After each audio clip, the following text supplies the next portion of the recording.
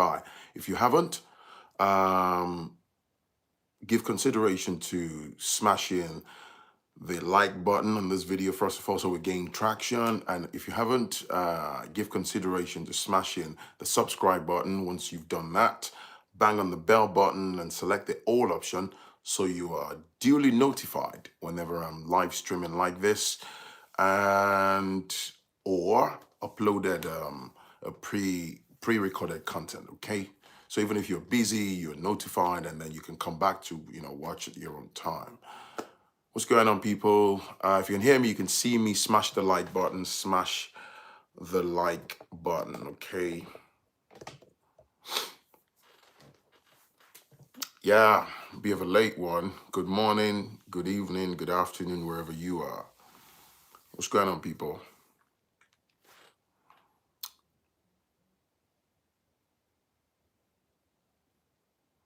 Let's see who is online. If you can hear me, you can see me, smash the like button. Welcome to story time, okay? So, I've got the story here on my laptop. So one of you subscribers shared his story with me, Matthew Carter. What's going on, people? What's going on, people? What's going on? What's going on? What's going on? So, before we crack on, Abidemi, what's up, my brother? Abidemi Ajayi, how you doing, bro? Before we crack on, let me just say very, very quickly, for those of you that are waiting for the outcomes of your Ifa divination, there's a last batch of people. Please, okay? So let me say this on record. So, when I started talking about Ifa divination and all that, divination checks. So even me, myself, I did not anticipate that there would be like a surge. I thought probably, what's up, Rita? I thought probably a handful of people would be interested. And then the number grew. So, for those that are still waiting for the outcome of their Ifa divination, you're not forgotten. You will never be forgotten. Not by me, Phrankleen, okay? I can assure you. So, but if you notice that there is a bit of a delay, the reason I'm explaining this is the administration involved in going through emails, going through, barrage of emails back and forth, and then dealing with all of these in batches, people that need appeasement or sacrifices done, depending on the outcome of their divinations. Some people, all they're doing at first is making inquiries, within hours. One person might have 4, 5, 6 emails. You want to reply to them. And, I have other things that I do personally. So, and then because it's a queue. So, say, for example, Mr. X, Mr. Y, and Mr. Z, 3 of them came before you, and they have a truckload of divination checks to do with the Ifa priest. They are ahead of you. So the thing is, they've got to be dealt with, with the whatever batch they are part of, before you. Whilst you're waiting, some people are a bit more patient, but some other people, because you don't understand, you might just be like, oh, Phrankleen, what's going on?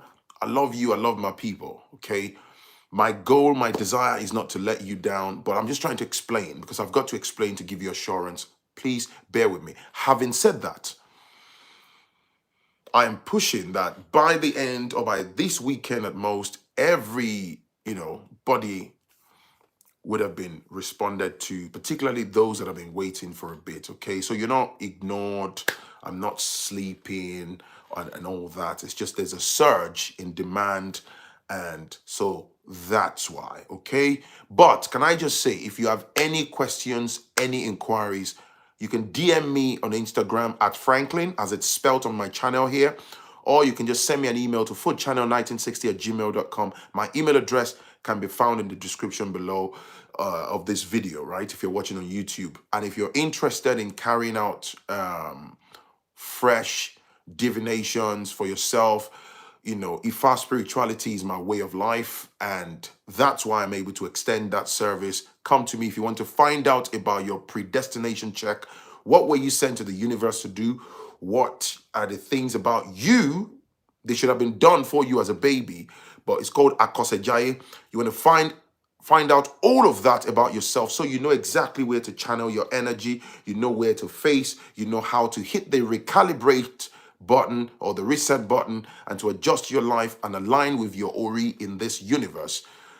That can be done for you as well, okay? So please just send me an email. But like I say, I will get in touch with you, all right? So thank you. I had to say that. It's very, very important. If you're watching me for the first time, you're probably thinking, what's this Ifa thing is talking about? Okay, it's about African spirituality. So that's that. Now, let's get on with the show. Now, this is an interesting story by a gentleman, he's a Nigerian, and who, Eze, I will reply you, I promise. I promise, Eze, I will reply you, okay? You're not ignored, I'll reply you. So this email came from this brother who watches my channel, like plenty of you, and he said he watched one of my previous live streams and he wanted to share his story. And I like the fact that this is one of the stories that I like. The email from the brother, okay? He went straight to the point. Sometimes I get some emails when I do my stories and the email just go on and multiple paragraphs, but I respect that. People like to tell their stories. So what I do is I read, I extract the meaty part and I come with the stories, okay? But this brother said, Phrankleen, please share my story. Hopefully it would inspire other people who are contemplating on moving back and maybe they are afraid of certain things. So I will read this. We'll talk about it. Why would you want to move back to Nigeria with less than 2K a month? That's poverty in the UK. Taiwo Okonko, don't go ahead of me. And also, let me say something before I read this. Hopefully you can learn from this. A lot of black folks, it's a very snobbish and very rude and patronizing behavior. You see, I'm telling you this based on brotherly love, okay? Look at these fingers. Look at the height of these fingers, right? You realize that this height, does that extend to Ifa divination? Does it extend to people beyond Nigeria? Yes. So if you look at this, you see that these fingers, they have different heights, they have different levels. Ikao dogba, like we say in Yoruba language. So the fact that somebody, this is somebody's experience, this is somebody's life. It's a very bad habit for you to quickly hijack, people's stories or experiences and just try to discredit them and try to rubbish it. Why would anybody go to Nigeria with less than 2,000 pounds? Let me tell you, man, when we tell these stories, nobody's telling you that this is exactly the roadmap on how you should live your personal life, okay? It's quite patronizing. You understand me?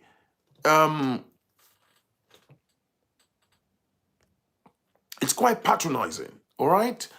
Listen, if it's not your cup of tea, leave it. Do you understand? Just listen and maybe you might be able to pick one or two things. The premise of this show is to inspire at least one person. I might talk about 5 things and 4 of them is not for you. Maybe 2 of them is for you. Or maybe you are okay, a lot better than that. That's absolutely fine. You don't know this person. They are living their best life in Nigeria as I speak. You've not even heard their story and you are already yum, yum, yum, yum, yum, yum. Don't do that. Now, you're forgiven. It comes from a place of love. Thank you, Taiwo. Okay, I'm not exactly mad at you, but I hope we can all learn. Okay, and I'm not gonna block you. Okay, because they will be thinking I'll block you. No, I won't. It could be your own story tomorrow, and I would love to listen to you. So let's go. So this person said, "Hi, Phrankleen. I came upon your channel a while ago, and I have been binging on it for a minute. A lot of what you say resonate with me, and after watching one of your videos about a successful relocation to Nigeria, I was inspired to share my story, if you don't mind. Right. I am 44 years old, he says. I moved to the UK when I was 24 for my master's degree. After completion, I did yet another master's, and in bracket he says hoping to elongate my stay, and that's a very common trick that a lot of people apply. They look for means within the educational system with the hope of finding how to get their papers or become a permanent resident and all that. Anyways, I crack on, and then was lucky enough to secure a job with a Caribbean friend who owned a small company. The aim was to eventually get my papers to stay in the UK. Now, long story short, if you can hear me, you can see me, please smash the like button, smash that like button, all right, so we can gain traction. So he said, long story short, these did not work out. My Nigerian lawyer misplaced my passport. Wow. He was supposed to have sent it to the Home Office being the UK Immigration Department. So, and the Home Office advised me to go back home and file. So basically, because his lawyer misplaced his passport, that's really crazy. It inflicted him with uncomfortability and distress, ruined the whole process for him. So the UK Immigration Department made a ruling, asked him to leave the country and go and apply from Nigeria. Which is a bit of a bait. Most people wouldn't want to do that. So anyways, I was already 8 years in the UK at that point, so you can imagine the devastation I felt. By this point, I was already fed up with the UK. I only stayed because I fell into the trap of thirsting for a British passport. I hated everything about the UK and was longing for home, so I made the decision to come back to Lagos, Nigeria after 8 years in the UK. My friends tried to dissuade me, telling me to fight it, but the thought of being illegal in London scared me to bits, understandably so. Luckily for me, I was artistically inclined, and by that time, I had learned Photoshop. He learned this whilst in the UK. I had learned Photoshop, a graphics design program, and stumbled upon a site called Cafe Press, where I started selling my designs on t-shirts, mugs, sweaters, and so on. This is called print on demand, by the way. A year before the passport troubles, I started making good money on Cafe Press in pounds. These made my decision to come home easier. I came back home and it was great for a while. At this time, I was averaging about £2,000 a month, and these converted into Nigerian naira was more than enough for a single man in Lagos. Of course, absolutely. If you don't live beyond your means, £2,000 converted to naira for one person, you're absolutely fine. Even there are families that would live off that nicely.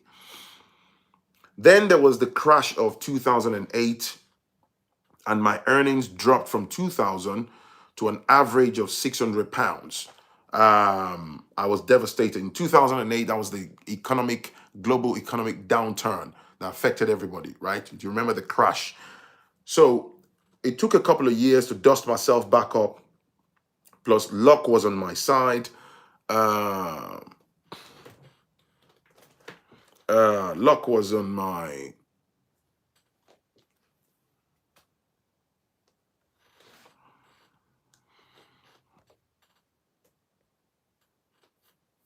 Just give me a second. It took a couple of years to dust myself back up. Plus, luck was on my side. The print-on-demand business took off globally, and more companies, including Amazon and Etsy, entered the market, right? I registered for both, and slowly and surely, I've picked up my income. I am now earning over $4,000 on a very slow month. Mostly from Amazon, a sizable amount from Etsy, and even my Cafe Press store that has been open for over 10 years still brings me $300 a month, even though I do little to nothing on it. This has trebled during Christmas, when I got close to $10,000 on a monthly basis.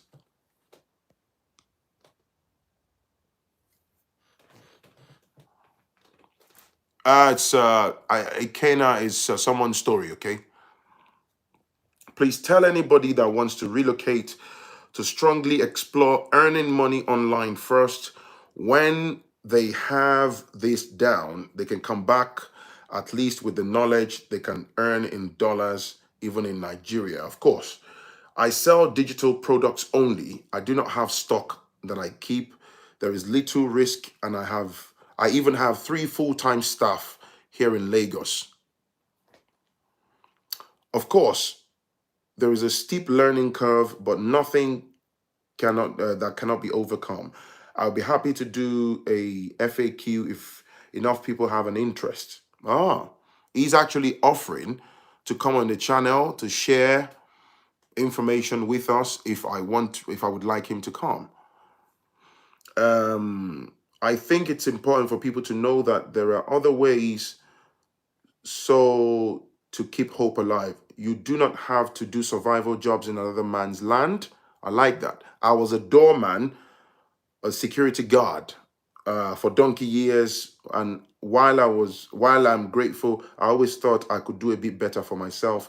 Unfortunately, you're required the US or British bank account to start selling on Amazon and Etsy. Thank you so much for your channel. It dispels a lot of myths about life in the diaspora, which on the whole is soulless and dehumanizing. Even though I do not do business in Nigeria per se, I thought to share. Regards, your fan.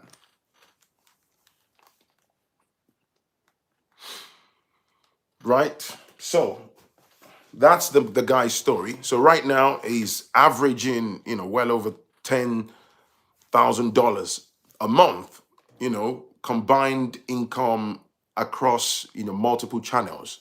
Now, it's a very succinct, direct to the point type of story and truly inspiring. So the reason I brought this, which I enjoyed reading it, is there are plenty of people. I get tons and tons of emails, and people want to go back.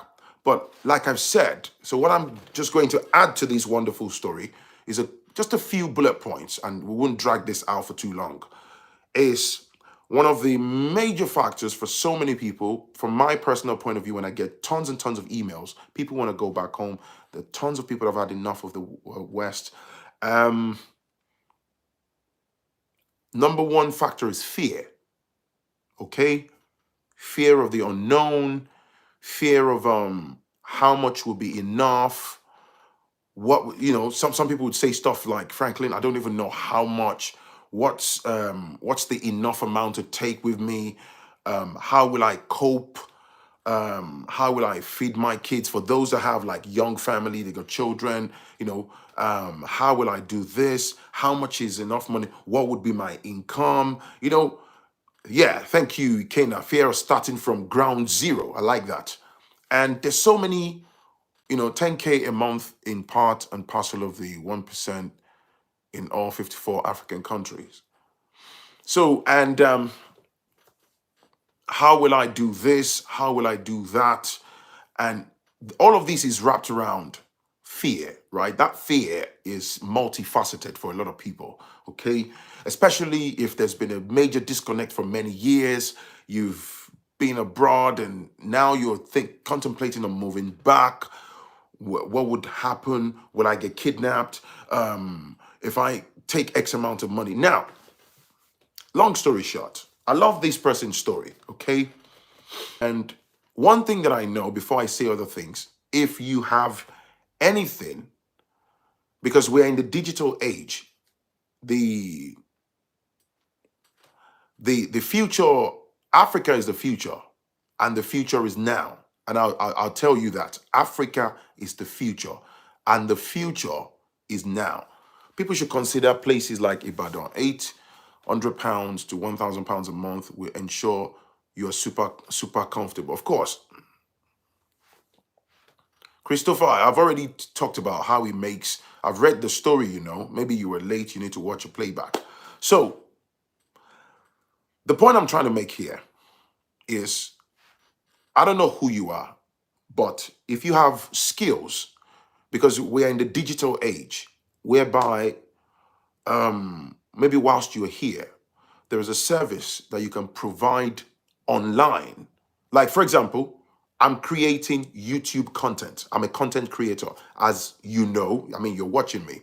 So if I'm earning from my YouTube channel, right, which I am, these can run in any part of the world.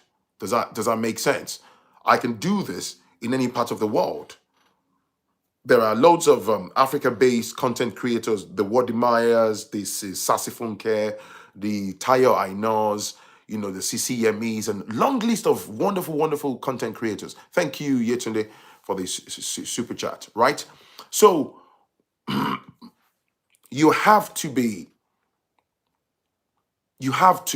if you are not giving consideration to the digital age that we are living in, you have to. Because even people that are based back home, and this is one of the things I want to talk about, there are plenty of people based in Nigeria, right? That even I know a few people, right? That are based in Nigeria, and they are earning millions. They tapped into the, what do you call it, the online presence.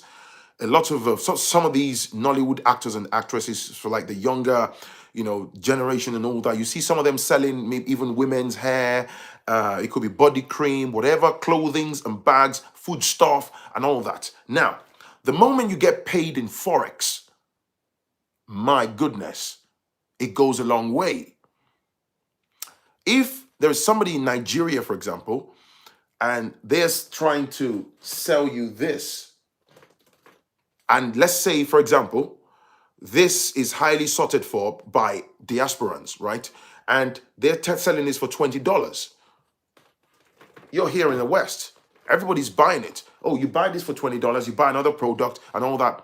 They package it, they send it to you in the post. For one purchase from one person, they might have made $50, $60, $100, depending on how much you spend with them. When they convert that to Naira, it goes a long way, compared with being paid maybe locally for the same item in Naira. Or, do you get what I'm saying? So like he said, I also know a gentleman that I bumped into in Nigeria in February, that he told me his younger brother moved from the US to Nigeria. Who is comparing Naira with pounds? His younger brother, he's based in Nigeria, and I think he works as a programmer. I believe he works as a programmer. So he works remotely. He has never been to the UK or anything. He works remotely. He gets a lot of work from freelance platform. And I met the younger brother. Boy, that dude is killing it. He's a 26-year-old. He's into programming, and he's just online, and he gets jobs, $150, $200, $300, sometimes $1,200, depending. There was a particular job that he got, and it has to do with SQL database, where he was dealing with some bugs and going through a lot of data and dealing with tables and all that for this organization based in Florida. And he billed them $2,700, and he gave them a timeline of 5 days to do it. And when we were chatting, he said, I'll do that within 2 days. And he would dealt with the debugging and all the things he had to do, and they paid him. And he sits there and get jobs. So if he takes his laptop, his wallet, his bag, even if he leaves Nigeria and he goes to Ghana or Gambia, he can work from anywhere. Thank you. Bunch of them in Lagos. Everyone thinks they are Yahoo boys. Of course, you are absolutely correct. You are absolutely correct, my brother. Because when people don't understand, and the people that would just jump into conclusion and unfairly label people are the ones that are backward, the ones that are not attuned to what's going on. So going back to people who are based in the diaspora, what is it? What skills do you have? There are, and let me also say, you see, unlike back in the days, there are plenty of platforms now that you can learn, even if you want to learn a programming language now, yeah? Even if you go to your 9 to 5 and you come home at night and you are determined to dedicate 2 hours before bed every day of the week, yeah? Even if it's a programming SQL or whatever it is that you, even if it's UX, all this UI stuff, there are plenty of amazing platforms now that for very little amount on a monthly basis, you can acquire the skill set. And this skill set, you can use them to make money. It's worth thinking about. Now, for people who are not, I'm trying to learn data analytics, and yeah, you can earn so much on YouTube, of course, and I'll also take for example, the way I'm a content creator here on YouTube and all that. If you go to Nigeria, the Nigerian market, so some of you may not know this. I'm here in the West. The Nigerian market is a totally different ball game. That's why you see a lot of all these skit makers, these content creators, yeah? They make crazy, stupid money. I was reading something online the other day. There's one of these skit makers, right? Content creators, He has a YouTube channel and he does skits, short skits on Instagram. And I was reading about his rate card on a blog, and I was shocked. To promote for like a business, this guy bills them like 1.5 million naira to 2 million naira for an advert. A lot of these people, even there are some of these brands that even make more than that. Of course, because we are in the digital age. And why is that? That's why I can sit here in the UK, yeah? I'm talking to you now. Somebody's in Germany watching me. Somebody's in Nigeria watching me as we speak. Somebody's in the US. So look at how far this can go. It's the same thing. So people that do this and they bang out contents and all these things, they can make money. If I move to Nigeria tomorrow, it would change the dynamics of my content creation, right? I already have a roadmap for that. It will be a totally fresh content. It will open channels even for daily vlogging. A lot of you who are based in the diaspora, you already know Phrankleen. If I'm coming at you with fresh, like daily vlogs, me growing my business, running business on a daily basis around family and stuff, going through local markets, all sorts. It's a totally fresh content. There are plenty of businesses based in Nigeria that, based on my numbers, I can make money from. You understand? But even if you're not a content creator like me, like we are saying, there's so many ways that you can make money digitally if you acquire skills online. Now, going back to the point where people talk about what is how much you want to take to Africa, I always say is subjective. It's absolutely subjective. And one of the fears, there's a huge misconception that goes around because people live in the diaspora. A lot of us that come from Africa, there's a problem. So how do I word this? A lot of us that live abroad, you sort of over elevate yourself. You impose yourself on these crazy pedestal psychologically, right? So when people are toiling with the idea of going back, they desperately want to project themselves to be certain way. Even you that's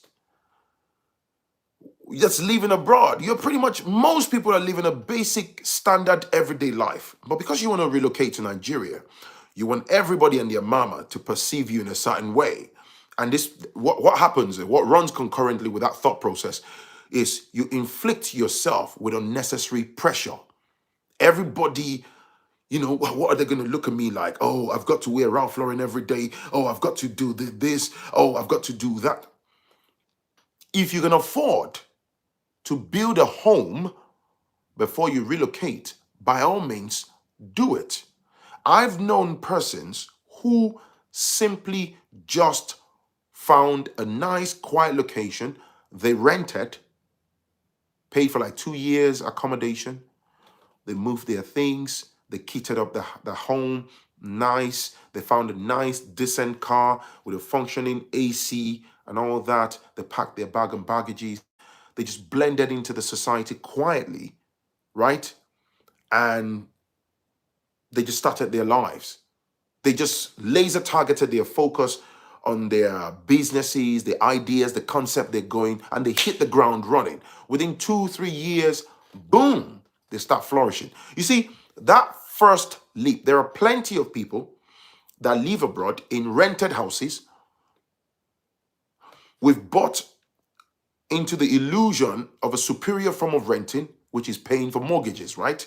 I'm not saying it's a bad idea, but when you want to move to the motherland where you emanated from, you put undue pressure on yourself and, oh, family, oh, this, oh, that. I've been in the US for 15 years. Oh, what are they going to say about me? Oh, my shirt has got to be Fendi. It's got to be Armani. Oh, I can't drive a 2008 car. If you can afford a 2008 or 9 4x4, who cares? Some of you are in the UK. You're driving a 2005 car, a 2006 people carrier with your wife and children, or with your husband and children. You don't care about anybody. It takes you from A to B. Is the car roadworthy? Yes, it is. J-Boy, thank you for the super chat. And then when you want to move to the motherland, you put undue pressure on yourself. Are you really telling this truth? You put undue pressure on yourself, and then, oh, the car has got to be, it's got to be 2012 Highlander. The 2012 Highlander may be a 10 million naira car. Why do you want to do that to yourself? One of the things I have mastered from going to Nigeria ever so often, can I be honest with you? If you take a step back from my personal experience, last year I was in Nigeria for 3 months straight. What I discovered, if you blend into the society quietly, you'll be absolutely fine. You have peace of mind. Nobody cares. The time people start to care about you is if you throw yourself under unnecessary spotlight of, hey, look at me, the UK guy, the American dude, yeah? Oh, look at me, I've got all the Forex on me. Hey, look at me, I'm Phrankleen, I'm from the UK. Hey. Then people are going to be like, okay. The average Nigerian is interested in the money you've got on you. Okay, how can we take advantage of what you've got on you? If you blend into the society, you have peace of mind. Nobody cares, man. The more you go to the motherland, the better you will understand the way of life there and living there. Thank you, Omoba. I'm telling you, man, all the propaganda that's swirling around the West amongst the diasporans is too much lies and misconception. Trust me. I cannot count the number of times I'll jump on the tricycle, keke napep. Nobody, is it called marua? If I need to, if I'm going somewhere, and if I have a driver carrying me in a car, if I don't have a driver, if I want to, sometimes if I need to jump on a bike, I jump on a bike. I'm going to have a mask just to filter the dust. I have my satchel, my bag. I've got my phone, my bank cards and all that cash on me. I'm going, I'm moving. Nobody cares. When I'm talking to people on ground, I'm speaking Yoruba. You understand me? Nobody cares.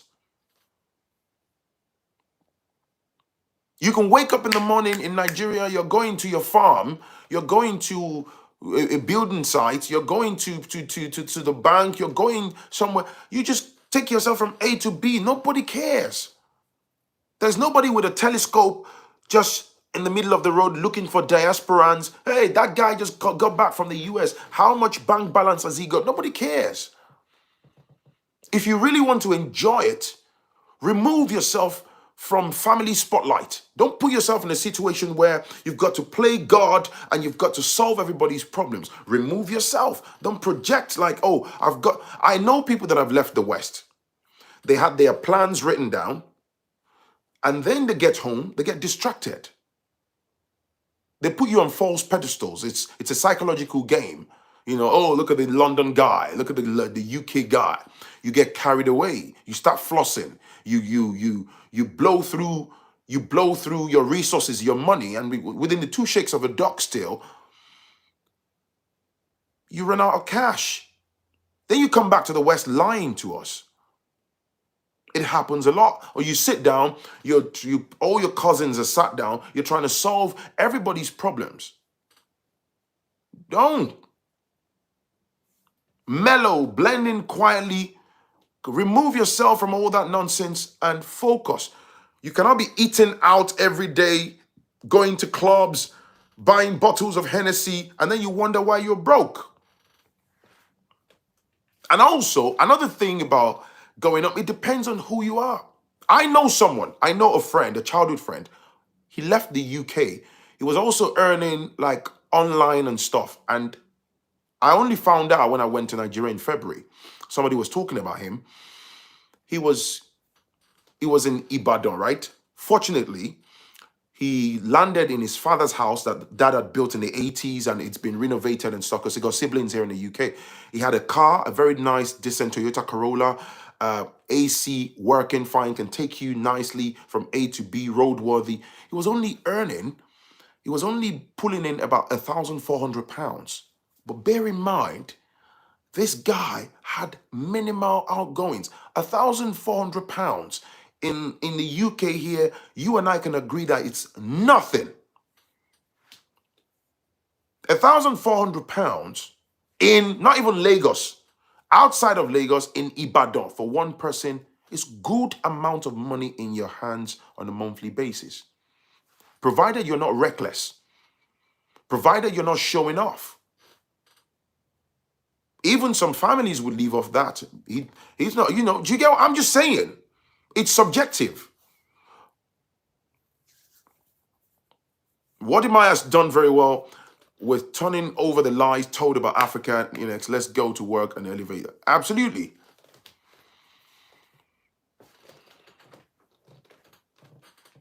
So, some people think, and of course, let me clear something. I'm a big believer in financial security, okay? Financial security. In Lagos, £1,400 is a good salary. Lagos has its vibes. I love to have fun in Lagos. I would never live in Lagos. Never. I can't live in Lagos. I despise it when it comes to living in that city. It's chaotic. Shango, thank you. It's chaotic. It's overly packed. And there's so much about expenses that's just blown out of proportion. The traffic drives me mad. There are plenty of cities outside of Lagos. You'll be amazed. Ibadan, Osun State, Ogun State. There are plenty of places that you can live peacefully. Cost of living, it's like here in the UK. If you're living in London, cost of living, boom. Outside London, the difference is clear. Nigeria is bigger than Lagos. Explore, absolutely. So it's up to you. Of course, what I was saying earlier, financial security is crucial, right? It's absolutely crucial. So I can understand, but go home, do your findings. Like I say, look, I'm addressing the psychological issues that a lot of people have. Let me tell you, man.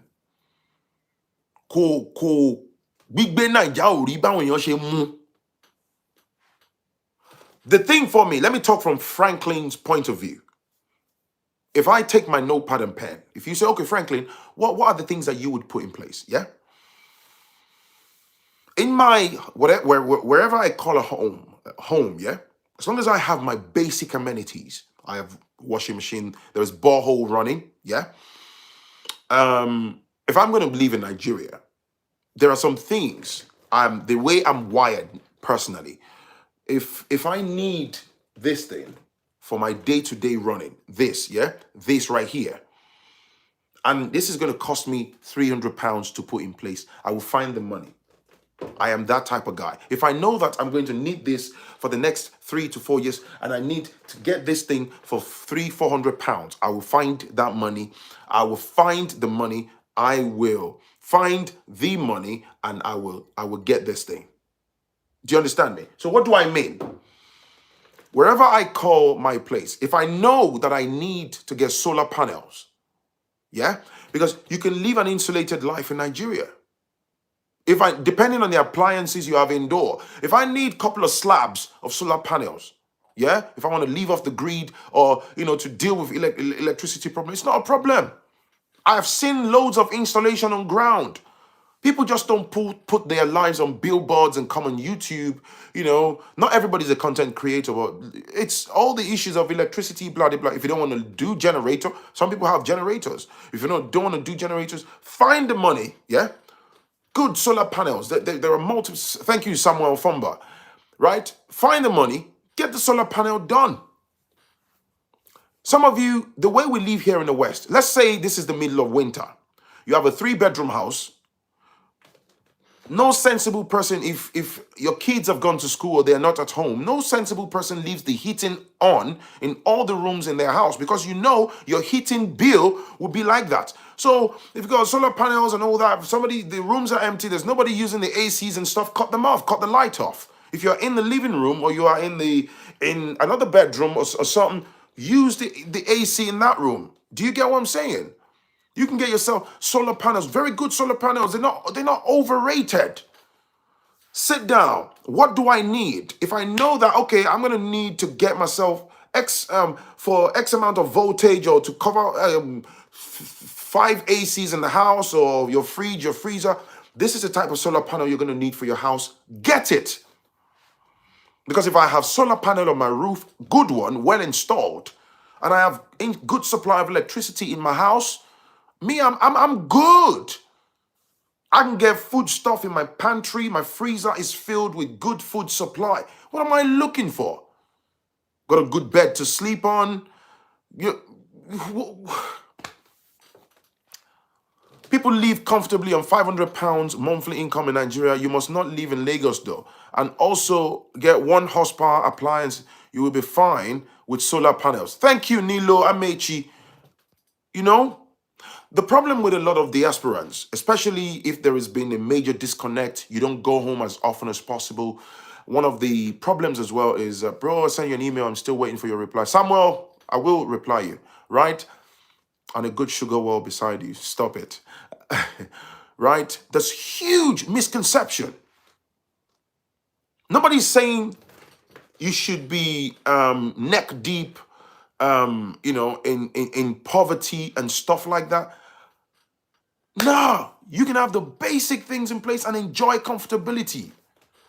Some Nigerians will buy a car for 25 million and then complain about NEPA when they can buy an off-grid solar system for 4 million, which will take almost all appliances. It doesn't make sense. Thank you, Michael.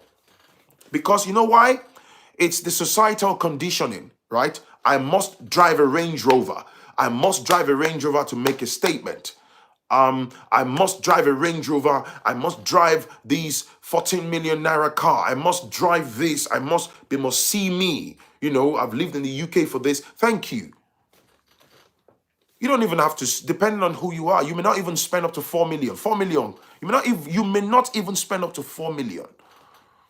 But you see, when people say oppression is plenty, it's when you attach yourself to that nonsense. Rule number 1, be comfortable in your own skin. Oppression, Latodotani. You understand?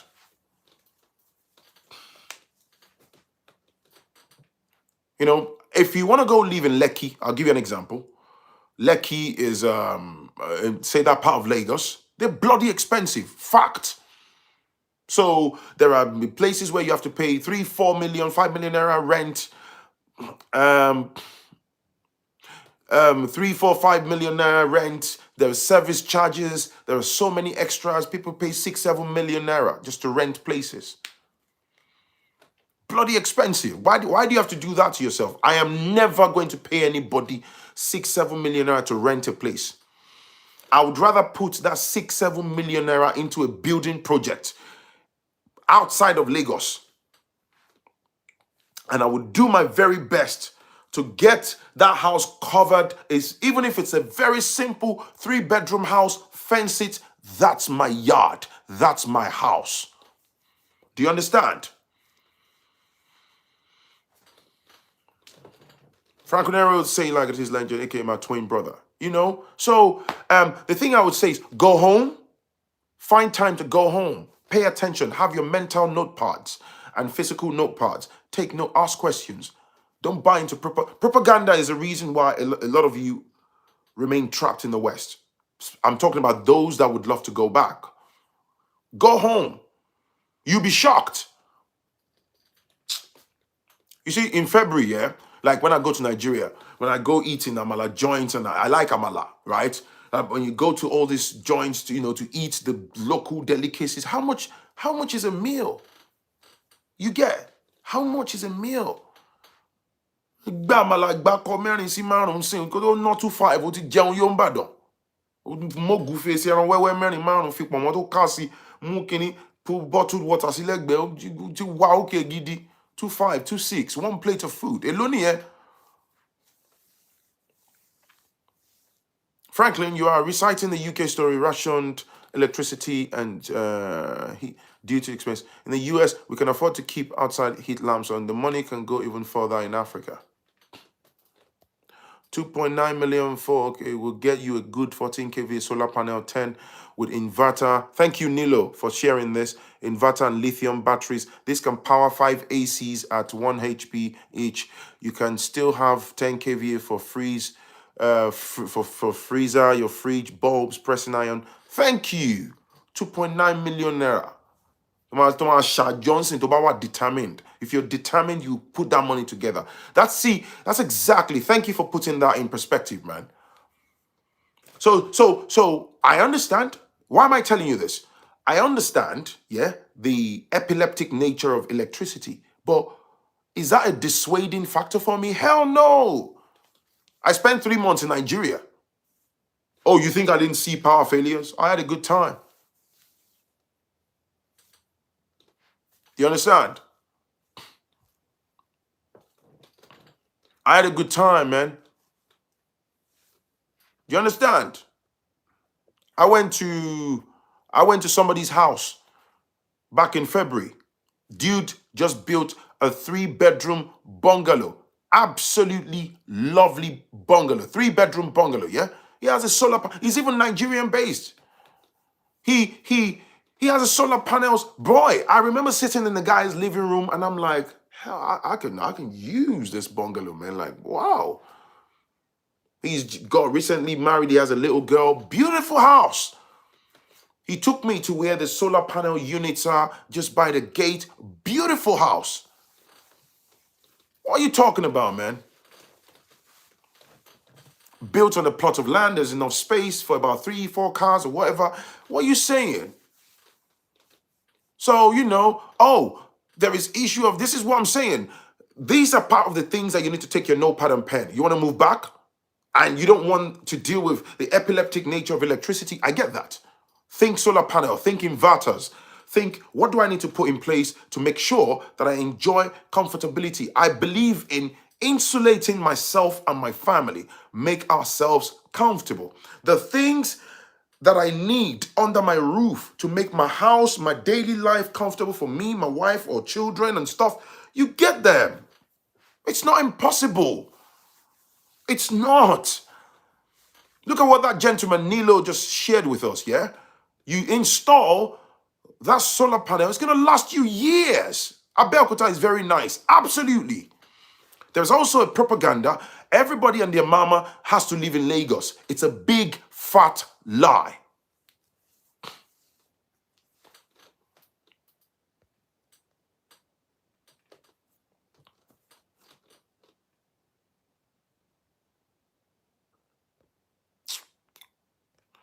Franco, I have blocked you. You understand? We live here in the UK. right? People get killed like chicken every day in London. In America, people get killed faster than the speed of light. Every day, blacks get murdered. What have you done about those problems in the West? Oh, you think I don't know there are issues in Africa? You see, this is what I'm talking about. You gatekeepers, you Negro gatekeepers with your snouts like the lips of a kangaroo, like the mouth of a kangaroo or that of a pig. You come here, you start talking crap. I saw a video clip this morning of a high school somewhere in Harris Academy. This is somewhere in North London, where this happened yesterday in London, where a high school student, a woman, they were having a bit of argument just on the main street, broad daylight. A secondary school, high school student stabbed the woman to death in the middle of the street. People get killed every day. Because you have not been killed or you've not been stabbed doesn't mean. This is the same UK. People get mugged. Do you understand? More killings in the US than Nigeria and Africa in total. Yes, sir. People get murdered every day. Hardworking, innocent people being unfairly profiled by police, murdered, cut short. You understand? Am I sat here telling you the roads of Nigeria is paved with gold or there are no challenges, okay? Before you come out, you make yourself look very silly and you look like a clown. Do you know what's funny? Even if 10,000 people get stabbed in London, across the UK in a year, if you talk to a British man, a true Englishman, they will proudly beat their chest and tell you that UK is the best in the world. They would even say to you that you should appreciate the fact that you've come all the way from Africa and we've given you this lovely country to enjoy. They know what you're talking about. They have the data. They intentionally will operate in denial. Because like we say in Yoruba, it would infuriate you if you have access to data. And some of the things, even we that we talk about racism and all that, they would deny to death. It's a very evil way to behave, but they would deny even their history of how they treated Commonwealth countries. They would deny and still, okay, take for example, there are two sides to Winston Churchill. For those that know the true account of history, would tell you that Winston Churchill isn't exactly the type of leader to be celebrated. If you go to the heart of Westminster, they've got the statue of Winston Churchill. Winston Churchill, till the end of time, will remain a British hero.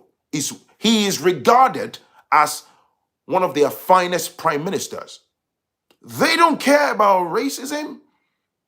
So we, from our point of view, if you read about him, the true history of Winston Churchill is not to be celebrated, but to British people, they will fight you to death about Winston Churchill. Do you understand? When people were clamoring for his statue to be brought down and all that, you know what they did? They put iron around it to protect it. They had police officers on guard. The Negro would jump out. Oh, yeah, the Fulani herdsmen. Africa is not, UK is the best. Wait, you are tap dancing in a place where you are being tolerated. You are tap dancing. Who are you tap dancing for? You plant your face right in the rectum of your oppressors. You're talking trash. You think I'm sat here, I don't know about the challenges of Africa? It's about the state of mind and it's about perspective. If you like, you can wear the badge on your t-shirt that says, I love NHS. I love the National Health Services of the UK. I love it. It's number one in the world. And you wear that shirt every day. You celebrate the NHS. When push comes to shove, they will remind you that you're a Negro. If you like, wear a t-shirt that says, I love Britain with every fiber in me. When push comes to shove, they will remind your black ass that you're a Negro. Step aside. Hello, Frank. Will you ever do another How to Pack for Ninja vid? That's how I found out about you. Are the Ninja youth getting more to African spirituality? I might do that some other time. If African countries are so bad, why are there so many non-black people living there?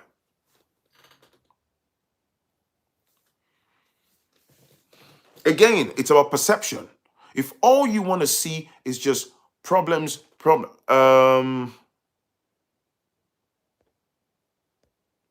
if all you want to talk about is just problems, you understand? If you want to talk about it's just problems and all you want to do is what you want to see are just problems, right? To justify your existence in the West, you're a sellout. Oh, see, when we're talking about Africa, Africa is all that we've got. I'm not going to turn my back on Africa. You understand? Thank you. Africa is home. Do your research, thank you, and plan. That's all I'm banging on about. Plan. Lagos is now full of Lebanese and South Asians coming to capture the opportunities our people are running from. Let me tell you, Nilo, the same thing even in Ibadan, yeah? Let me tell you, even in Ibadan, all the neighboring cities, yeah? I saw something in February. I think I talked about this in the past. See, these Lebanese, they are moving like virus. I'm not joking. They will buy old buildings on major roads and dual carriageway areas, yeah? They will old derelict buildings. They will just kind of knock them and kind of revamp them, make them much more visually appealing. They would tweak them. They could turn it to like a telecoms outlet where they're selling phone accessories. They will turn it to like a clothing outlet. They will turn it to like a shawarma joint. They are buying. They are buying, and they buy them for peanuts. I've said this before, and I'm going to say it again. There will come a time that majority of the inhabitants of the African continent, they will be forced into a corner, okay? And they will be tenants in their own motherland. The Chinese are buying lands in droves. The Lebanese, the Pakistanis, the Indians. You understand? There will come a time where black folks will be moved to the corner. There is gentrification. You know, like here in the UK, if you go to places like Peckham, if you go to parts of London, and people are talking about gentrification, Brixton, they're taking down old Brixton, they're converting it now, it's more urbanized, blah, blah, blah, blah. They are doing it as I speak in Africa. So whilst you're busy tap dancing, you come on my channel with karate chops. I got news for you. You are wasting your bloody time. I'm telling you, man. One Raile. I told you guys, last year when I was in Nigeria for 3 months, I traveled to Ilorin, Kwara State for an old friend's wedding. And we got to a particular park. We went by road and then we flew out of Ilorin after the wedding. I remember when we drove, we stopped on the expressway to get some food. And there was a man that was showing us on the other side of the express. There's a major road construction going on. And I saw all these Chinese men, with people holding umbrellas for them with helmets. And I was asking my friend, like, what's going on there? And they were telling us that they have those contracts. And then on the other side, they said, look at the palm trees like miles away. They've bought all the lands. And I was like, wow, hectares upon hectares. Our people are the ones with the diggers toiling, breaking into the earth and doing all the dirty work, driving the raggedy looking tractors and all that stuff. They were just there by the roadside with their cold drinks on their umbrellas, giving instruction. Oi, you. And I stood there like, God damn. They are buying lands. Here you are with your tiny little British passport. You think you've arrived. You think you've arrived with your little I wanna gonna. I have my permanent residence now. Man, I don't want to go to that Nigeria again. Children, you have your children. Some of you have your children. They are in their early 20s. Dad, let's go to Nigeria. Don't go to that country, man. That country is rubbish, man. USA is the best, man. I don't want to gonna go to Nigeria. Or there. You mentally trap your own children. You limit them. You tell them crap about Africa. You tell them to dissociate themselves from their bloodline. You condition their mindset. Everything. Oh no! When you come out of the Lagos airport, man, they're gonna wanna kidnap you, man. Don't go there, man. But Dad, let's go. No family. Don't go there, man. USA for life. Oh, Chicago for life, man. You're not even from Chicago, man. Keep quiet. Hey, yo, Texas, baby. Texas in the building. Shut your mouth, man. What do you mean Texas in the building? You're not from Texas. Yo, Shot-town. What do you mean Shot-town? Shot-town, Igbo.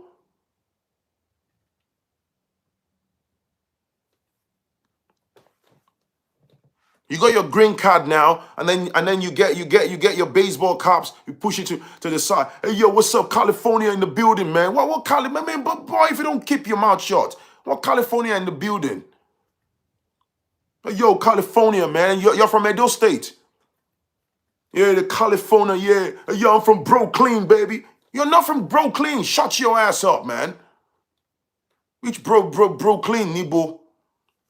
You go over there desperately competing with the African Americans, trying to outdo the African American brothers and sisters regarding their own culture that comes to them or with them organically. You're trying to outdo them with your half-baked, ridiculous accent. Yeah, I don't want to go to Nigeria, man. You know what I'm saying, man? You know what I mean? Hey, yo, what it do, man? What it do? Keep spreading the good work, Phrankleen. I can't even tell my children they can't be anything they want to be in the West. I would be a liar. And the ones over here in the UK with me, yo, bro, you know what I'm saying? You know what I'm saying? Man grew up in the ends. Man grew up in London, you get me? You know what I'm saying? You know, I told my daughter, like, I can't even go to Nigeria, you get me, yeah? Yeah, Nigeria is bad, innit? Nigeria is bad, yeah? I don't want to go to Ghana, yeah? You know, like, Ghana is getting gentrified. They've taken over Ghana. Yeah, man's from London, innit? We grew up in the ends, innit? Yeah, I grew up in... Man, shut your mouth, man. What do you mean you grew up? You didn't grow up anywhere. Your uncle filed for you. You came to the UK. You lived in a shared house in Brixton for years. Eventually, you got your papers. You did project management course. You got enough money to buy a nice, fancy house somewhere in Basildon or Kent. Then we wouldn't be able to make effective use of our eardrums anymore. Oh yeah, you know, I live in Kent, I live in Essex. Sit your black ass down, man. I don't want nothing to do with Nigeria anymore. I haven't gone to Nigeria in about 10 years. They wear the stupid, ignorant medals. Ìlú tó ti wá. The NHS is the best. Go and look at the data on how black folks are being treated within these systems. The NHS, you know what I'm saying? The NHS is the best in the world, man. The NHS is the best. The NHS is number one. NHS. Every 2 weeks they bring my medication. The NHS. But if you don't... No, in fact, there's some things about the NHS. Let me send it to you on the WhatsApp. Oh man, and chill, man. Very true. I'm moving back to Nigeria this year, God's grace, speaking fact. So this is what I keep saying, right? You can leave wherever you want to leave, man. But for me, my number one weapon is my state of mind. The thing that kills me is when I see Nigerians, because you spent over 20 years, yeah, you walked to grow. You came here with some of these passports. Somehow immigration was softer at the time you got your papers. You did what you had to do to find your footings, yeah? You start talking about, I grew up in Clapham, innit? I grew up. Hey, shut your mouth, which Clapham? It's your bloodline from Clapham. What is Clapham? Yeah, man grew up in Stockwell, yeah? I went to college. I went to college in Stockwell, innit? It's Stockwell. What the hell is Stockwell? Yeah. I went to school in Peckham, yeah? We are always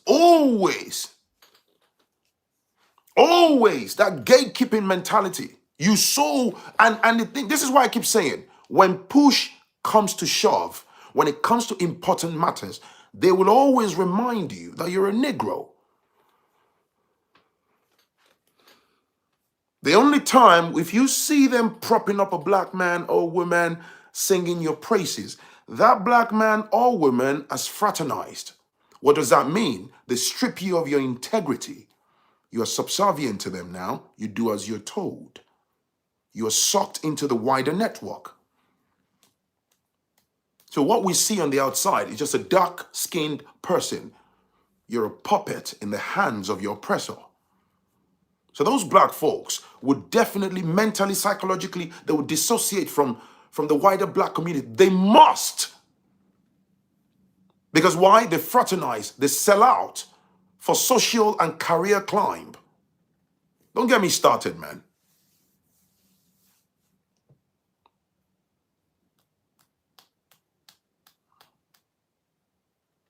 You see a Nigerian. That's why, you see a Nigerian talking to a white person. The problem with Nigerians is, these Nigerians, man, this is why, hey, Mark, this is why I don't really like shilling with Nigerians. You know what I'm saying? Desperately tap dancing. Absolute bastards. This is why I don't shill with Nigerians. Even the white guy is looking at you like, God damn. This Negro is just trying so hard to entertain me.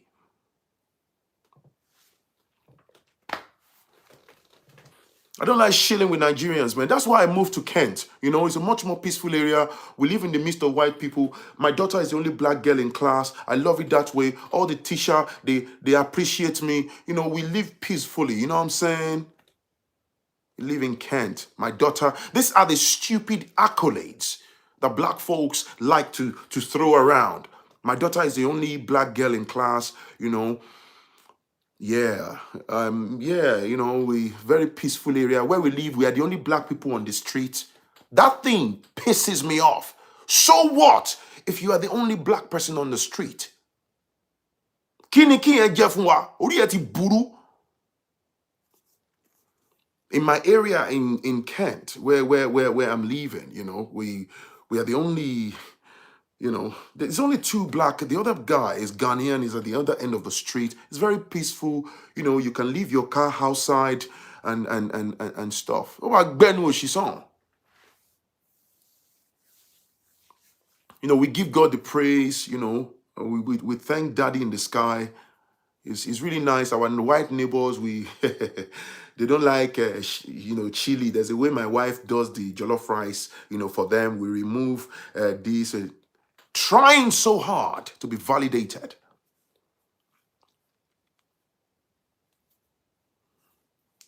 Lori Boo. I haven't gone to Nigeria in 15 years. The last time I went to bury my father. And 7 days I was back in the UK. It was British Airways. I even flew premium economy. I'm back in. These are the nonsense that the Negro circulates in there amongst ourselves, so that the fellow black person listening to you can feel bad about themselves. Like, oh, this guy living in Kent has arrived. Or there. There are even some of them. I'm going to go off tonight. There are some of them, right, that I'm telling you, man, and they will see this video. There's some of them, once they go, see one of the curses of Nigerians. I don't care what anybody says. Call me any name, you're not yayin. The moment they get into IT, give them project management, jobs, business analysis. Le bâton. The moment the average Nigerian tastes 500 pounds a day before IR 35, autant, you got out there, autant, the shoulder will be touching their ears, man. They lose their goddamn minds. The moment they go, Prince 2 practitioner, how to move business analysis. I mean, by all means, get your money. They turn to bastards. This is why we cannot have a closely knit community. I see them a lot and I laugh. They become snobs. They're far up their own backside. I want to arrive near. About only project, what I'm saying. You know what I'm saying? There's a project I'm working on. Yeah. So I'm hanging out with a few friends. You know, we are all BAs. Anyway, my wife fully talk about there.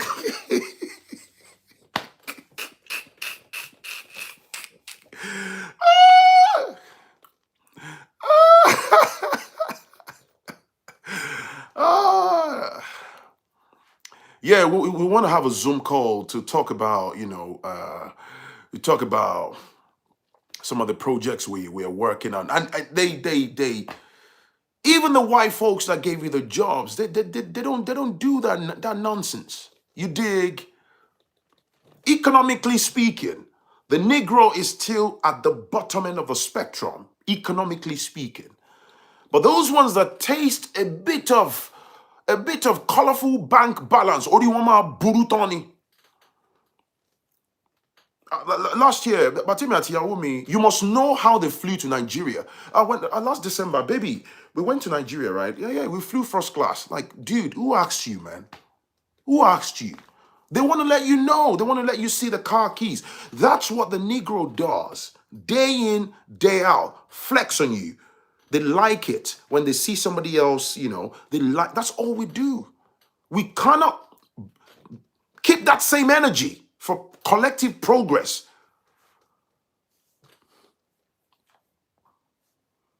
No, Mutiralisi Kent. The house you bought in Kent is an illusion. You got 25 years to pay it off. Let's play a little game.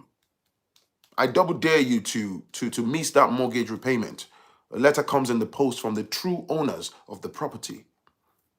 Owning a property, of course, is a fantastic idea. But what I'm saying is, my house, my car, all this finance bollocks. I mean, if you're running a business and the car payment gets absorbed into the structure of the business, that's a smart move as a business expenditure.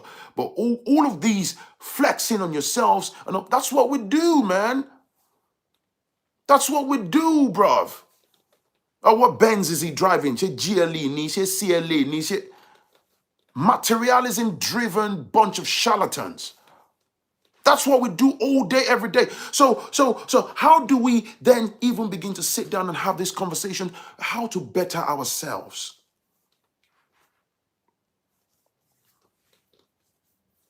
I'll be honest with you. Can I be very honest? I look at all these fancy parts of the UK, and I'm not lying. Hand on my heart. All the parts, even the so-called expensive parts of London and whatever, none of those areas move me. Because I suppose the reason I feel like that is there is something about my mindset. First of all, there's a major disconnect psychologically. I'm here for whatever reason, for however long. You dig? My bloodline doesn't emanate from here. If you like, you can live in a gated community. I'm not saying it's a crime to live in one if you can afford it. But, hey, yo, man. And then to then weaponize that against other people, like you've arrived, and all this tap dancing and all this gatekeeping nonsense. Look at the UK now. Look at the economy, man. They're just plastering and sugarcoating, mixing it with smoke screen and all that, man. If you got a healthy bank balance, good for you. Don't get me wrong, that's not the point. If you've done well for yourself, if you have a business, if you have something you're selling that's bringing you bread, that's okay. But let's not lose our goddamn mind and forget the roots, man. That's all I'm saying. Hey, smash the like button. Smash the like button. Smash that like button. Even here in the US, if you don't have Bali, your fellow Nigerian, it's look, before we can even defeat the oppressors, I said it before, the mindset of the average Negro is just warped until we start to recalibrate. Even how we see ourselves. If you want to go home on a final note, look, man, do it. Go home, investigate. But one myth that I'm bursting tonight, don't buy into propaganda. If it's on your to-do list to relocate to Nigeria or Africa, whatever part of Africa, don't buy into the myth. I'm using Nigeria as a prime example because I'm Nigerian. I know the environment very well. Don't buy into the lies, man. Do you know how many social gatherings that I found myself here in the UK? Like so-called grown-ups, pushing lies. As soon as you step your foot out of the airport, like as soon as you step outside of the airport, you get snatched up and kidnapped. And do you know, they do so much in trying to discredit other people's experience. I told someone the other day that I was there for 3 months last year. I go as often as possible. I went this year in February. I'm still gonna go again this year. And somebody was telling me, yeah, if you had waited for 9 months, you want me to experience calamity, something dangerous, so that you can feel good about yourself. Why? So if I stay there and I come on YouTube and say, I got shot in the leg. Aha! I said it. I said it about this Phrankleen guy. It's because he went to Nigeria. That's why they shot his leg. They could easily have stabbed me in the middle of London here. Fact.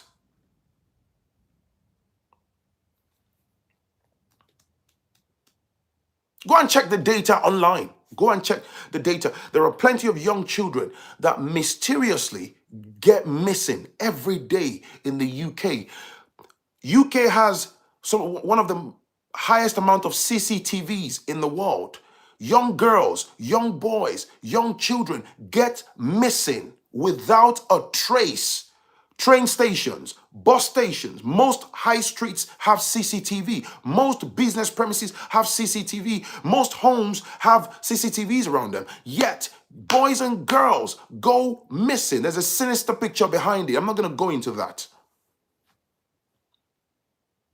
Because your child has not gone missing doesn't mean this isn't a big problem. Go on the database online. Go and search after this live stream. Go and search.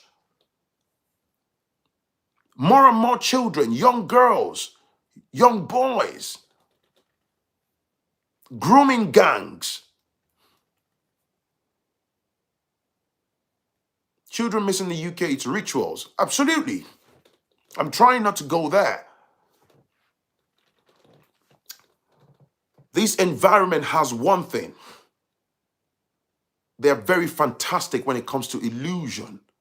There is a false sense of they force you mentally, psychologically into the comfort zone. Let you lean back. You're too caught up working, food shopping, school runs with your children, back and forth, pay your bills, keep your head down, keep quiet, go to bed, wake up, go in, go out. There's a lot going on that's really dark. More and more children going missing.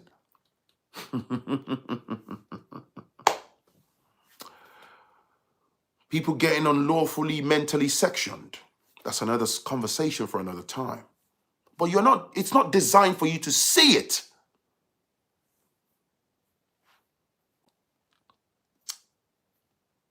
The Negro come out, you run down Africa. Every opportunity you get, you're lost. There's a young lady that sent me an email the other day. I remember this. That said, Phrankleen, I'm 21. I love traveling. I'm from Anambra by roots.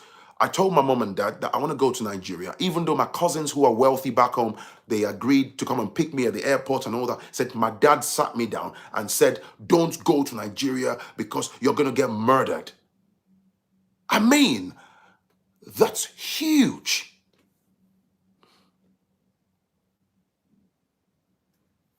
You know how many crimes in the UK that are unsolved?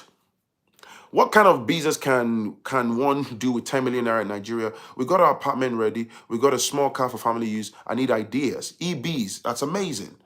10 million naira. Depends on where you want to live.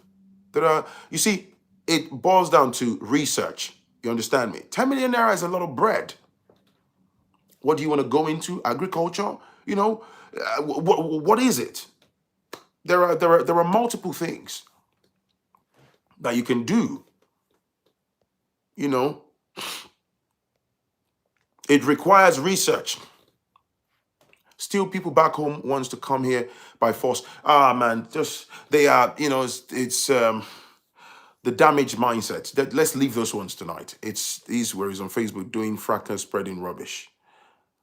I was in Nigeria February, March 2022, last year, May 2021 to August. Been there 6 times since December 2018, and I don't feel threatened at all. As far as the airport, my husband picks me up. There you go. It's just propaganda. Though there is more opportunities in Lagos, more than any other state in Nigeria. Again, it's a myth. The idea, you see that statement, right? That statement is a trap. Oh, there are more opportunities in Lagos more than any other state in Nigeria. That's why when people want to leave the West, yes, I understand commercially Lagos is booming and all that. It's a big lie. That's why everybody, just by default setting, I'm going to Nigeria. Even people that never grew up in Lagos, before they traveled abroad. Oh, I'm going to go live in Lagos. Why? Yeah, because Lagos is, yeah. And then you're coming from, okay, look at what that person said earlier. Look at what that person said. We have a nice apartment. We have a lovely car. We have 10 million naira. If you put that 10 million naira into just renting a place blown out of proportion in the heart of Lagos, your 10 million naira would disappear. Let me read that. 10 million naira, you can start snail or catfish farming, sorry, with that, or you can start a party equipment, chairs, blah, blah, blah. But like I say, do your research. I do not believe there is opportunity in Lagos than other states. It's blown out of proportion. Come to Port Harcourt, you'll be amazed. Thank you, Dinah. There is opportunities everywhere in Nigeria. It depends on what you want to do. Thank you, Amoba. Nigeria has 200 million and Lagos is just 20 million. I still have 150 million to sell to. Let me tell you one thing. I don't know if I've said this before. I remember when I was in Nigeria, yeah, in February. I told my wife this. There are, let me read this. Akbede Farms, what's up, bro? Insecurity is everywhere. The West have a better way of covering up their bad side. You are right, bro. Lagos is not Nigeria. My farm's expansion is ongoing in Edo State. Bah. Let me tell you this. In February, I met this lady, and she was telling me, she said, Phrankleen, so I through someone, we're having a chat, and I'm like, oh, what do you do? So she goes to them, you know, like people that know Edo State, Irua, all them Irua village and all them place in the east, yeah? I've been to Edo State once, actually. Irua, for a friend's wedding years ago. So all them places, yeah, from the east. This is a Yoruba young lady. She's based in Ibadan. And I'm telling you, what led to the conversation was she talked about she's building a house. So that caught my attention. She looked like really young, in her early 20s. I said, you're building, and that caught my attention. So that opened the conversation up. And I said, what do you do? So she said, I go to the eastern part, and she gets things like even dried shrimps and some of these food stuff like periwinkles and quite a lot of, she named a few, a few of these things. She gets the supply from them areas and she brings it down.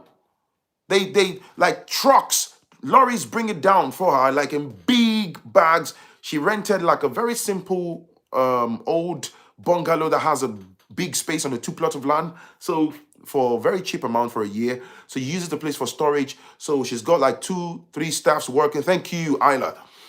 And then they sort out all these things and she uses her machines to repackage them into small packs and she supplies. Not even to the diasporan market, within Nigeria. And she's quietly, being the objective word, she's making millions on a monthly basis. She drives a lovely 4x4, young lady. She's employing 3 other young ladies that work for her. She pays them on a monthly basis. If you are not on ground in Nigeria, you wouldn't see this. You wouldn't know this.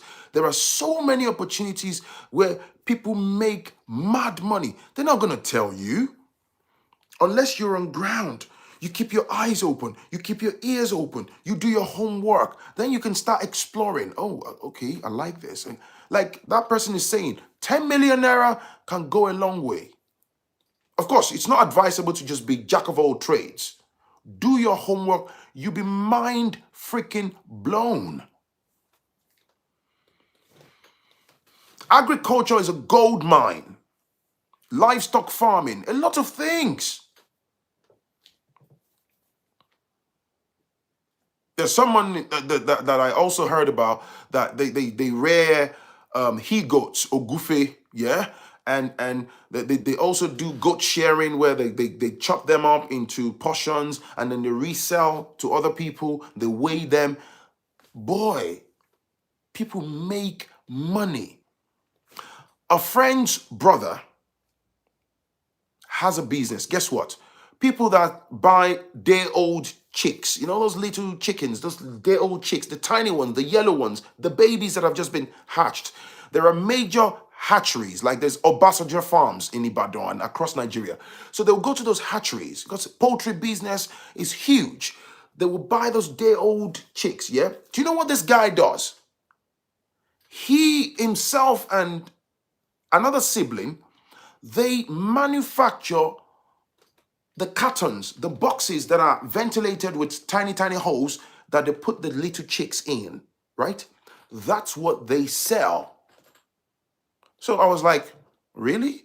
There is money. Apparently, this is a huge business. Because why? If you go to the hatchery to buy these day-old chicks, where are you going to put them? In those boxes. They manufacture those boxes and they supply it. They sell it on and they make tons of money. Now, they've made so much money that they are diversifying into other things, other parts of, agriculture. And he was in the middle of setting up his own poultry. And this is how people make money.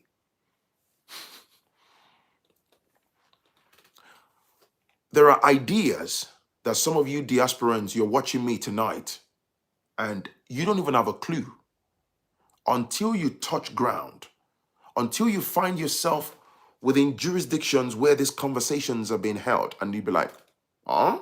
Really? You can make money from that? I'm telling you. There are people that run ice block businesses. Did you hear what I said? Blocks. I know a friend, after trying for several years to travel abroad, he couldn't get visa. His siblings are in the UK here. They send him money. They sent him through containers, like the type of fridge or freezer that we would throw on the high street here that we don't want anymore. They took a lot of derelict type of freezers and they put it in the container and sent it to him. He got the local guys to fix the compressors and all that. This is what they converted. He has a plot of land area and they turned it to an ice block making business. This guy kills it. The business is open as early as 5, 6 a.m. in the morning because a lot of small businesses, people with parties will come and book for blocks. Before midday, blocks is sold out. They are freezing the next batch for the next day. He's making a ton of money. Oh boy. I can go on and on. I saw these things, you know. In fact, the guy, I begged him if I could come and film the business, but, you know, for personal reasons, he didn't want to put his business online. He said maybe in the future. So I had to respect his preference because I asked him if I could come and film it so I can bring it to YouTube. But he felt reluctant and he explained to me why, which, you know, just trying to keep himself quietly making solid money. So I can go on and on. But if you're sat in Kent, you want a gunna wanna in it, bruv. All you're disseminating is your half-baked British accent. And busy tap dancing. How can you see the goodness in Africa? The Chinese people, they are deep in the trenches in the motherland. They're not sat in China blowing grammar. Thank you, Jenny, for the super chat. They're not sat in China looking through their binoculars. They are down on the ground. In Nigeria, they are controlling. They live like gods. The Lebanese, they're just buying businesses, buying buildings. Okay. I'm not trying to drag anybody, but I suppose it's a case of the mindset, you know. Kent again, it's a figure of speech. Because the reason I like saying Kent is once our people move to Kent, it's seen as a sign of achievement. I've arrived. As a matter of fact, I've got very good childhood friends that live in Kent, you know. They watch me, so they know. I love them. They're my brothers, you know. I've got a few friends that live in Kent. So they laugh, they get it. They know where I'm coming from. So it's not like I hate Kent. Please, do you have group to talk about Nigeria? They can buy business and buildings, but Lebanese population would never exceed Nigerian population. They can buy business and buildings. Listen to that statement. But Lebanese population would never exceed Nigerian population. Of what use is a population if you are financially handicapped? I'm just asking. Okay, I get what you're saying, that it's impossible for them to bring the entire Lebanon. They will employ your people for cheap. They will dominate you and they will squeeze. They will squeeze milk and honey out of you.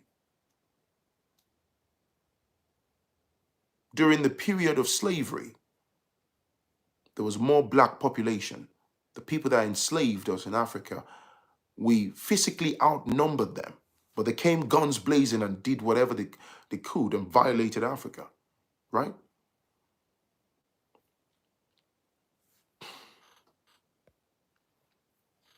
You understand?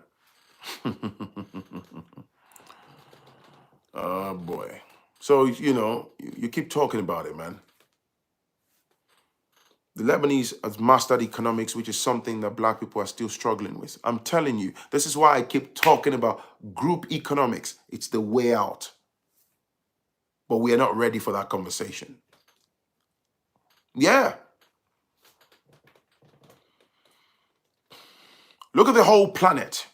The people controlling the world are a tiny percentage. So it's not really about the entirety of Lebanon relocating to Nigeria. You see, as the years go by, there will be drastic changes in Africa. More and more non-black folks will move into the land space, land area. More and more. It would just play out. You will see it. We will remember this type of conversations that maybe if some of us are still alive, you go, oh, once upon a time, there was a guy used to say this. Oh, yeah, believe me. Anyways, that's me done. I hope at least one person can be emancipated from this. It's happening already. Everyone now wants to be in Africa. Yeah, a content creator the other day made a content. Was it Vanessa? Vanessa Kambi. Go and look for her on YouTube, by the way. She's in Ghana. She moved from Scotland here in the UK. She's in Ghana, and this one of her recent uploads. She went on the high streets of Ghana, right? Was it Accra or something? And she was asking Ghanaians about gentrification in Ghana. That video, it's the truth. It's got nothing to do with Vanessa. By the way, Vanessa hasn't done anything wrong. She's a content creator, but the content of that video just gave me chills.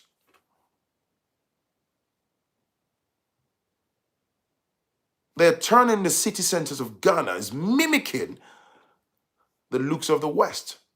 The locals are complaining of how they've been priced out, how they're moving out, how this and this and this.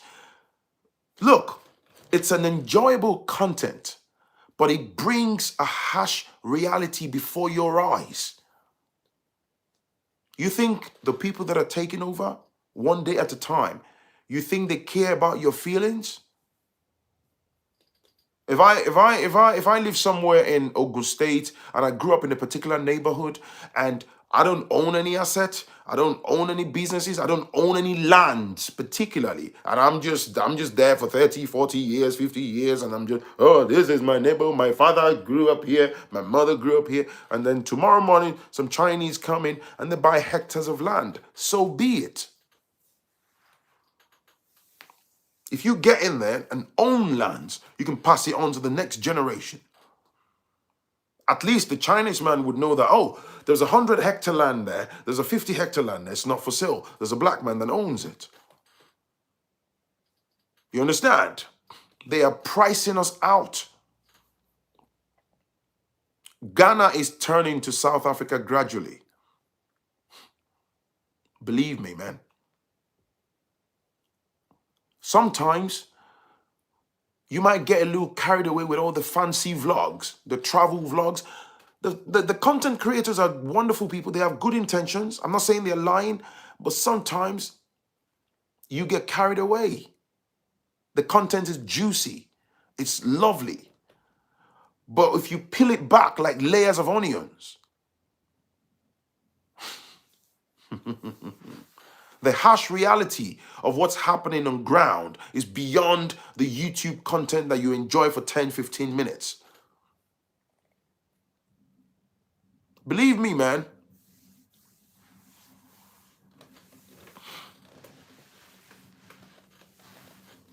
There is something that's planned for the future. And on the final note, it's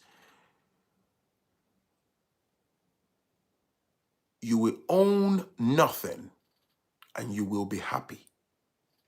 You will own nothing and you will be happy. It's coming. It's coming, black folks. It is coming. It's a new world order. You will own nothing and you will be happy. It's coming. It's like a tide. It's creeping in. It's coming. You will own nothing and you will be happy. There's a powerful message behind that. Anyway, that's me done. Thank you for your eyeballs and eardrums. Appreciate you. Please like my my videos. Follow me on Instagram at Phrankleen, as it's spelled on my channel. And yeah, if you haven't, please smash the subscribe button. Give consideration to smashing the bell button and select the all option so you're notified when I'm online or when I've uploaded a pre-recorded content. Okay. May the universe guide your steps accordingly. May your ways be blessed. May the universe protect you. May you always excel. May you prosper. May you always disseminate black excellence. May you align with what you've been called to do in this dispensation. Ashe. Otu digba kono. Good night.